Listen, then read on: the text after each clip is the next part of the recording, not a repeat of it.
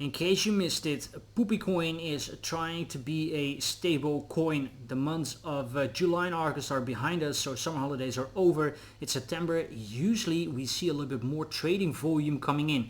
But until then, Bitcoin is going into a sideways range. And the question is, of course, can we take trades in the sideways range? The answer is yes, we can. I'm going to show you my shorts and longs in this video. If you like the content, please do me a favor, like, subscribe, click the bell, click on all so you don't miss anything. Leave me a comment, share this video with your friends if you think this is useful.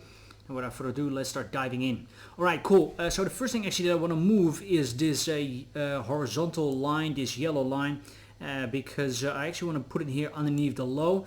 Then we have really marked the lows and the highs, and then we can also see that the low that we made here did not take out this low. So it would actually be super nice if price could go down again, take out these lows, and then to go higher. This is a little bit of a tricky trade. I right away want to see buyback, and I want to see commitment in the chart of traders buying back up, and you really want to see the volume coming in. If else, it is just a failed attempt and we are eventually just going to waterfall down.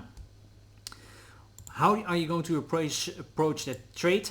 Well, then you need to put your stop loss underneath the low, so really underneath the wick. So it's a little bit still of a guess, of course, how deep the wick will be, but you need to aim at least for a 1 to 2. I would then first take profit here around that value area low at 26,700, and then maybe the point of control, the value area high, and actually then it could be a nice long scalp, again depending on how far the wick eventually goes. Other than that, if you want to be aggressive, the current price action is where we are right now, could also be a long. Not really the kind of trade that I will be looking to take, but you know what, it could work out. And that is if we pull a fib retracement from the high to the low here on the hourly, then you can see that we are right now bouncing from the golden pocket and holding support at the value area low. The only thing is that if you take this trade right now at this current level, well, you could then say, okay, you know what, I'm putting my stop loss underneath here, but then if we one more time go lower and then eventually go higher, leaving this untouched, you're going to get wicked out, and it is a losing trade. So textbook says that you'd actually need to put your stop loss underneath this low. The problem then right away is that you cannot get a 1 to 2 trade, because if this needs to be pulled up all the way to the top to get at least a 1 to 2 risk to reward, you are talking about further than the value area high, almost towards the golden pocket. That is, in these market conditions, maybe a little bit too optimistic. For the shorts, actually, it looks a bit juicier, looks a little bit better. And these highs that we are creating right now, these are really nice liquidity highs. So you have your high, your lower high, lower high, lower high, lower high, lower high, and this could just squeeze all the way up, taking all of that liquidity, and then yeah, eventually reverse again. So this actually could give a very nice short opportunity, maybe even a bearish divergence if it happens pretty fast. That would definitely be a trade that I will be looking to take, but I then really want to see these two highs be taken out. That we're talking about approximately 26,200. Other than that, I still have a very small liquidity trading range that I'm looking at to be taking out, and that are these highs right here. We really had that very slow sloping action, as you might remember. It's kind of starting off then here from 26,400 all the way down. So then you already passed these two highs, and then to take this out, 26,400, then to go lower would be my second short. The only problem is that above this level you don't have a lot of resistance, so we could just squeeze through. We have a few single prints here, here, and here.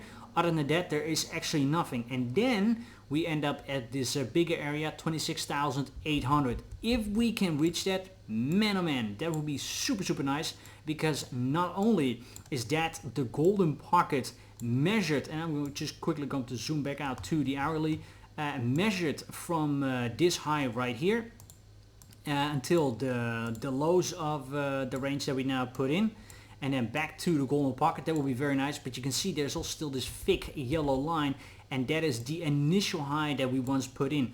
That is significant because apparently there were a lot of sellers at this point pushing the price down. So it could be that there are still a lot of sell orders.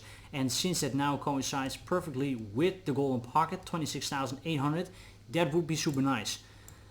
We do have to be realistic and to say, you know what, there's actually a big chance that we're not going to make it, because from here on it is 4%. And again, in this environment, it is just pretty weak. We're slow, constantly grinding lower. So to get such a textbook trade in the current market conditions is probably not going to happen. So therefore I want you to prepare to say, you know what, I'm not going to wait for the perfect setup, and I'm just going to wait until we maybe take out these highs or these highs right here, and then I have maybe already short from 26.2 or 26.400, and then to go lower. If you are taking this, of course, also make sure that you have at least some confirmation, maybe a bearish divergence, maybe bearish CVD, maybe you see a change of market structure on the lower time frames, and then you get into your trade. Make sure that you have something, because like I said, it could just squeeze through if there's just one crazy Asian stepping in with a couple 100 million, because then this market is moved. Other than that, guys, actually there is not too much to trade. Like I said, we have a long here from the golden pocket, which I personally would not take. A long to take out these lows, then really aim for at least that we take out 25,250, and then a short from this level, or this level. That is pretty much it for the range. And until we leave this range, and then we can look at other trades. That's just what it is for now. Range is pretty tight. I've also have not been trading too much because usually these spikes up and down, they just go really in 1 minute candles. But the fact that the news about the ETF and the lawsuit is just being reversed and undone in matter of 2-3 days, it tells in pretty much the entire story of the market. And that is that we are weak. There's a lot of selling pressure, or just not so many buyers, so a bit of sellers can move the price down. And then you have this kind of stuff. Tuesday up, and Thursday we went down. So less than 3 days, and that was pretty much it.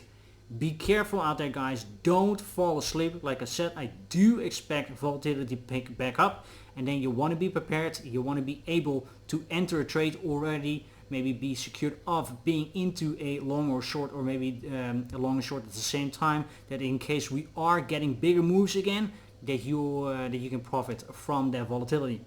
That'll be it for now. Guys, do me a favor, please like the video, subscribe, click the bell, click on all so you don't miss anything. Leave me a comment, share the video with your friends if you think this is useful, and also feel free to follow me on Twitter and Instagram. I'm pretty active lately on Twitter, and dropping a lot of gold nuggets, so make sure to check that out. Without further ado, guys, thank you so much. See you next one. Bye bye.